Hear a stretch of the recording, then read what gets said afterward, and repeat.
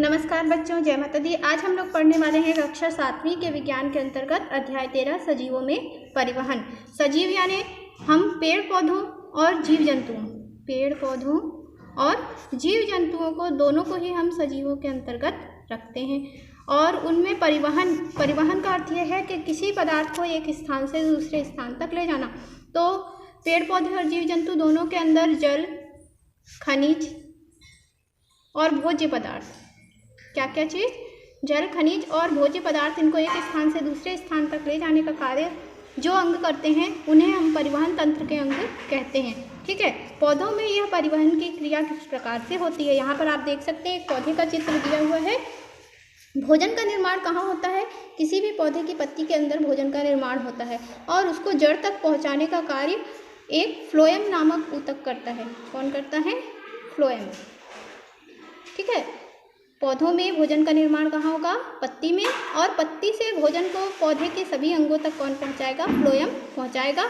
तने के अंदर जो फ्लोएम होता है वो लंबी नलिकाओं के रूप में उपस्थित होता है और सभी पत्तियों तथा पौधे के सभी अंगों जड़ तक में यह फैला हुआ होता है।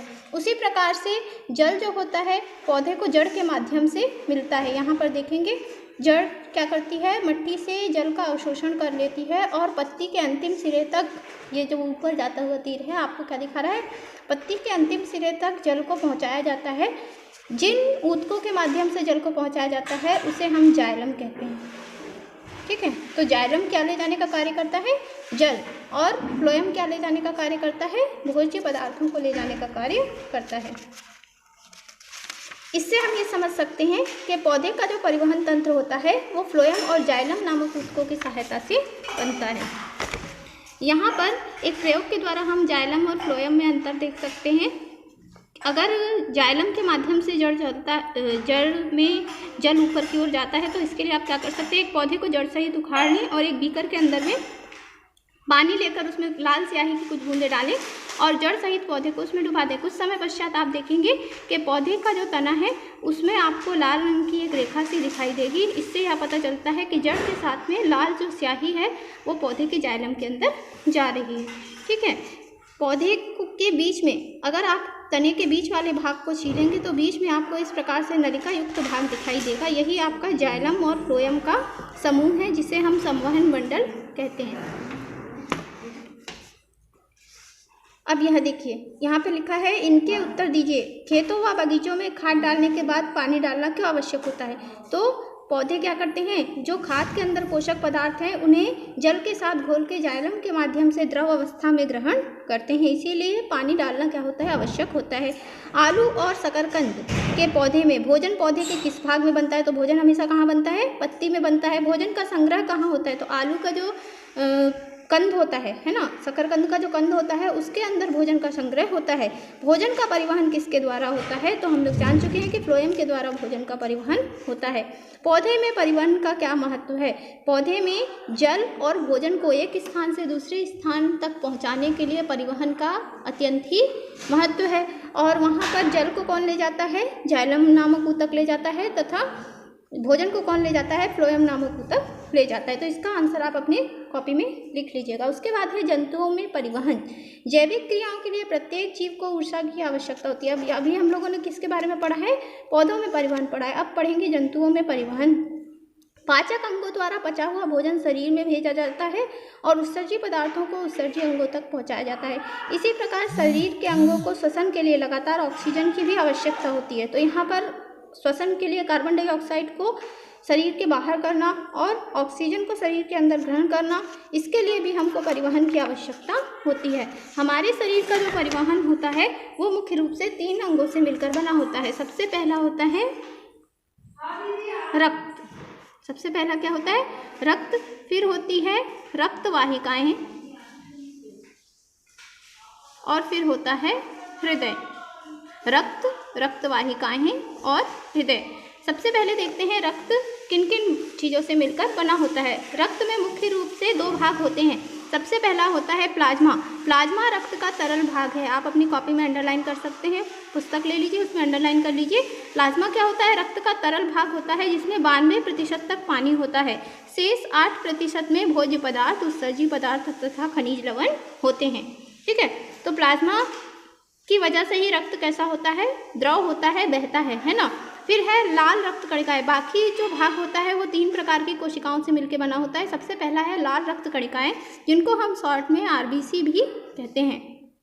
ये लाल रक्त कणिकाएं आकार में छोटी होती हैं। इनके जो रक्त का रंग, इन्हीं के कारण रक्त का रंग कैसा होता है, लाल होता है, क्योंकि इसमें एक जटिल प्रोटीन पाया जाता है जिसको हम हीमोग्लोबिन कहते हैं। तो रक्त का रंग लाल किसके कारण होता है, हीमोग्लोबिन की उपस्थिति के कारण लाल होता है। इसका कार्य क्या होता है, कार्बन डाइऑक्साइड और ऑक्सीजन का परिवहन करना। ऑक्सीजन और कार्बन डाइऑक्साइड का परिवहन करना किसका कार्य होता है, रक्त का कार्य होता है। फिर है श्वेत रक्त कणिकाएं। वे कोशिकाएं रंगहीन, आकार में बड़ी और संख्या में कम होती हैं, उन्हें हम श्वेत रक्त कणिकाएं कहते हैं। यदि शरीर में रोगाणु, जीवाणु या अन्य बाहरी पदार्थ प्रवेश कर जाते हैं तो उन्हें श्वेत रक्त कणिकाओं के द्वारा नष्ट किया जाता है। इस तरह से हमारे शरीर की रक्षा करते हैं कौन, WBC। ठीक, तो हमारे शरीर की रक्षा करने का कार्य कौन करती हैं, श्वेत रक्त कणिकाएं करती हैं रोग कारकों से। ठीक है, अगला है प्लेटलेट्स। प्लेटलेट्स जब हमको चोट लग जाती है और वहाँ से रक्त बहना शुरू कर देता है, कुछ समय बाद देखेंगे आपके रक्त का थक्का जम जाता है चोट लगने वाले स्थान पे और रक्त का बहना रुक जाता है। तो ऐसा क्यों होता है, प्लेटलेट्स के कारण ही रक्त का बहना रुकता है। तो प्लेटलेट्स भी हमारे लिए अत्यंत आवश्यक है। अगर हमारे रक्त में प्लेटलेट्स उपस्थित नहीं होगा और कहीं चोट लगेगी तो वो हमेशा रक्त वहाँ से बहता रहेगा, इससे रक्त की हानि होगी। तो प्लेटलेट्स क्या करते हैं, चोट लगने वाले स्थान पर या घाव पर रक्त के बहने को रोकते हैं। कभी कभी दुर्घटना होने पर बीमारी से मनुष्य के शरीर में रक्त की कमी हो जाती है, उस समय उसको रक्त चढ़ाना पड़ता है। इस क्रिया को रक्ताधान कहते हैं। रक्ताधान किसे कहेंगे, जब किसी कारण से शरीर में रक्त की हानि हो जाती है और उस मनुष्य को रक्त चढ़ाना पड़ता है, उस क्रिया को क्या कहते हैं, रक्ताधान कहते हैं। ठीक है, यहाँ पर आप देख सकते हैं ये हमारा हृदय है। हृदय के 4 भाग होते हैं, दायां अलिंद, बायां अलिंद, दायां निलय, बायां निलय। और ये जो आपको ब्लू कलर का पार्ट दिख रहा है, इस पार्ट में जो है ऑक्सीजन विहीन यानी कार्बन डाइऑक्साइड युक्त रक्त रहता है। किसमें, दाएं निलय और दाएं अलिंद में, दाएं अलिंद और दाएं निलय में। और ऑक्सीजन युक्त रक्त कहाँ रहता है, बाएं अलिंद और बाएं निलय में। ठीक है, तो इस तरीके से पूरे शरीर में, अब यहाँ पे आप देख सकते हो कि शरीर से, वृक्क से, पैर से सारा कार्बन डाइऑक्साइड युक्त रक्त कहाँ आता है, दाएं अलिंद में आता है। फिर दाएं अलिंद से दाएं निलय में जाता है, दाएं निलय से ये कहाँ जाता है, फेफड़ों में जाता है, और फेफड़ों से बाएं अलिंद में आता है, और बाएं अलिंद से बाएं निलय में आता है। फिर बाएं निलय से पूरे शरीर में यह रक्त जाता है, जिससे जो है हमारे शरीर में लगातार पोषक पदार्थों का परिवहन बना रहता है। ये जो आपको नलिका समान रचनाएं दिख रही हैं, जो ब्लू कलर की हैं, यहाँ पे जो ब्लू कलर की हैं वे क्या कहलाती हैं, सिराएं कहलाती हैं। और जो लाल कलर की हैं वे धमनियाँ कहलाती हैं। सिराएं जो होती हैं वो ऑक्सीजन विहीन यानी कार्बन डाइऑक्साइड युक्त रक्त को लेकर जाती हैं, और धमनियाँ जो होती हैं वो ऑक्सीजन युक्त रक्त को लेकर जाती हैं। इनका कार्य क्या है, रक्त एक बंद परिपथ में बहता है यानी नलिका जैसी रचनाओं में बहता है। उन नलिकाओं को ही धमनी और सिराएं कहते हैं। धमनी और सिरा में क्या अंतर है, धमनी की दीवारें मोटी होती हैं, सिरा की दीवार धमनी की दीवार से पतली होती है। धमनी की दीवारें अंदर से सक्रिय होती हैं, जबकि सिरा की दीवार अंदर से चौड़ी होती है। धमनी की दीवार मोटी होने के कारण इसमें रक्त न होने पर ये पिचक जाती हैं, जबकि सिरा की दीवार पतली होती है, इसके कारण रक्त न होने पर भी ये पिचक जाती हैं और धमनी की दीवारें नहीं पिचकती हैं ना। और इनमें धमनी के अंदर रक्त झटके से बहता है, क्योंकि हृदय से सीधे रक्त कहाँ आता है, धमनी में आता है। और सिरा का क्या कार्य होता है, रक्त को हृदय में पहुंचाना। तो इसमें रक्त कैसे बहता है, धीमी गति से बहता है। और एक अंतर आप जानते हैं कि धमनी में रक्त कैसा होता है, ऑक्सीजन युक्त होता है, और सिरा में कैसा होता है, कार्बन डाइऑक्साइड युक्त होता है। रक्तचाप, धमनी और सिरा में जो रक्त का दबाव होता है उसी को हम क्या कहते हैं, रक्तचाप कहते हैं। रक्तचाप के कारण जो है हमारी नाड़ियों यानी धमनी और सिराओं में स्पंदन होता है, इसी को हम नाड़ी स्पंदन कहते हैं। प्रति व्यक्ति सामान्यतः 72 से 80 नाड़ी स्पंदन प्रति मिनट होता है। तो आप इसको नोट करके रखिए कि नाड़ी स्पंदन कैसे होता है, धमनी और सिराओं में रक्त के दबाव के कारण धक धक की एक ध्वनि महसूस होती है, उसको क्या कहते हैं, नाड़ी स्पंदन कहते हैं। एक व्यक्ति में 72 से 80 स्पंदन प्रति मिनट होता है। यहाँ पर आप देख सकते हैं हृदय का चित्र बना हुआ है। हृदय के कौन कौन से भाग होते हैं ये देखिए, दायां अलिंद, बायां अलिंद, दायां निलय, बायां निलय। दाएं अलिंद और निलय में कैसा रक्त होता है? कार्बन डाइऑक्साइड युक्त रक्त होता है, या जिसको हम अशुद्ध रक्त भी कहते हैं। बाएं अलिंद और निलय में कैसा रक्त होता है? ऑक्सीजन युक्त रक्त होता है, जिसको हम शुद्ध रक्त भी कहते हैं। सबसे पहले क्या होता है? अंगों से रक्त शिरा की सहायता से, जिसको बोलते हैं महाशिरा, ठीक है। महाशिरा की सहायता से कहाँ आता है? दाएं अलिंद में आता है। फिर दाएं अलिंद में एक छिद्र उपस्थित होता है, जिसकी सहायता से दाएं निलय के अंदर यह रक्त जाता है, और फिर फेफड़ों की ओर ऊपर जाते हुए तीर की सहायता से आप देख सकते हैं ये रक्त कहाँ जाता है? फेफड़ों की ओर जाता है। फेफड़ों में ऑक्सीजन और कार्बन डाइऑक्साइड का क्या होता है? आदान प्रदान होता है। फिर जो ऑक्सीजन युक्त रक्त होता है एक अन्य नलिका की सहायता से, जिसको हम बोलते हैं पल्मोनरी सिरा, इस पल्मोनरी सिरा की सहायता से कहाँ आता है? बाएं अलिंद के अंदर आ जाता है और फिर बाएं निलय में भरता है। बाएं निलय से जो ये रक्त होता है वो शरीर के सारे अंगों में प्रवाहित होता है। इस तरीके से रक्त हृदय के अंदर 2 बार आता और जाता है, जिसके कारण हमारे परिसंचरण तंत्र को दोहरा परिसंचरण तंत्र भी कहा जाता है। अब यहाँ देखिए कुछ प्रश्न उत्तर दिया हुआ है। सबसे पहला है रक्त कणिकाएं कितने प्रकार की होती हैं, इनके कार्य लिखिए। तो यहाँ पर हम लोग देख चुके हैं रक्त कणिकाएं 3 प्रकार की होती हैं। सबसे पहला है आरबीसी यानी लाल रक्त कणिका। इसका काम होता है कार्बन डाइऑक्साइड और ऑक्सीजन का परिवहन करना, और इसका लाल रंग हीमोग्लोबिन की उपस्थिति के कारण होता है। दूसरी है श्वेत रक्त कणिकाएं। ये रंगहीन होती हैं, आकार में सबसे बड़ी होती हैं, और इनका मुख्य कार्य है रोगाणु और जीवाणु का भक्षण करके हमारे शरीर की रोगों से रक्षा करना। तीसरा है प्लेटलेट्स। प्लेटलेट्स का कार्य होता है चोट लगने पर यदि रक्त की हानि हो रही है तो वहाँ पर रक्त का थक्का जमा कर रक्त को बहने से रोकना। ये कौन करता है? प्लेटलेट्स करता है। आप लिख सकते हैं इसको। दूसरा है खुला तथा बंद परिवहन किसे कहते हैं? खुला परिवहन तंत्र किसे कहेंगे? देखो, जैसे हमारे शरीर के अंदर में हृदय, धमनी और शिरा के अंदर रक्त बहता है, तो ये बंद परिवहन तंत्र है, क्योंकि वो जो है खुले शरीर में इधर उधर हर स्थान पर नहीं बहता है। लेकिन अगर धमनी और शिराएं जैसी नलिकाएं उपस्थित ना हो और शरीर के अंदर ही रक्त बहे, उसे हम कहते हैं बंद खुला परिवहन तंत्र। तो जब नलिकाओं और हृदय जैसी रचना के अंदर रक्त बहता है तो वह कहलाता है बंद परिवहन तंत्र। और यदि रक्त हृदय या देह गुहा के अंदर बहता रहता है, उसको हम कहते हैं खुला परिवहन तंत्र। रक्ताधान से क्या तात्पर्य है? जब किसी व्यक्ति के अंदर रक्त की हानि हो जाती है तो उसको रक्त की आपूर्ति के लिए किसी अन्य व्यक्ति का रक्त चढ़ाया जाता है। इस क्रिया को क्या कहते हैं? रक्ताधान कहते हैं।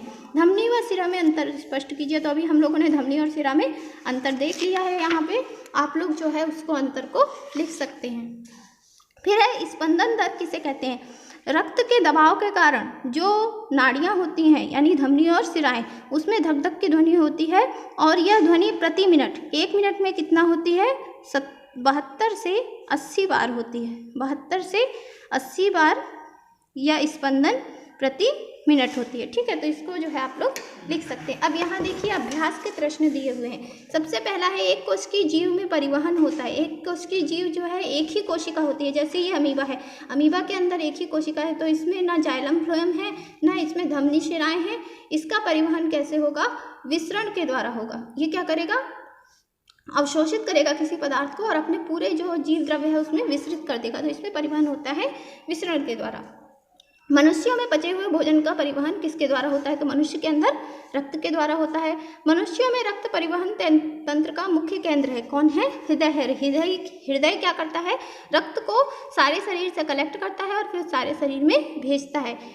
अकशेरुकी जंतुओं में परिसंचरण तंत्र होता है। अकशेरुकी जंतुओं का अर्थ है जैसे केंचुआ हो गया, घोंघा हो गया, है ना, उनमें कैसा परिसंचरण तंत्र होता है? खुला परिसंचरण तंत्र होता है। किसी व्यक्ति के शरीर में रक्त की कमी का क्या अर्थ है? जब किसी व्यक्ति के शरीर में रक्त की कमी हो जाती है तो शरीर के अंदर रक्त की मात्रा में लाल रक्त कणिकाओं की कमी होना, यही क्या कहलाता है? रक्त की कमी कहलाता है। मतलब आरबीसी कम हो जाती है, हीमोग्लोबिन कम हो जाता है। रिक्त स्थानों की पूर्ति कीजिए। तने की छाल काटने पर छाल के साथ क्या नष्ट हो जाता है? बाहर की ओर फ्लोएम ऊतक होता है, तो फ्लोएम नष्ट हो जाता है। ठीक है, रक्त एक तरल ऊतक है ना, बहता है। रक्त कैसा ऊतक है? तरल ऊतक है। रक्त को जमने में सहायक है कौन है? प्लेटलेट्स। प्लेटलेट्स। ऑक्सीजन युक्त रक्त खालिस्तान द्वारा पूरे शरीर में भेजा जाता है। किसके द्वारा भेजा जाता है? धमनी के द्वारा।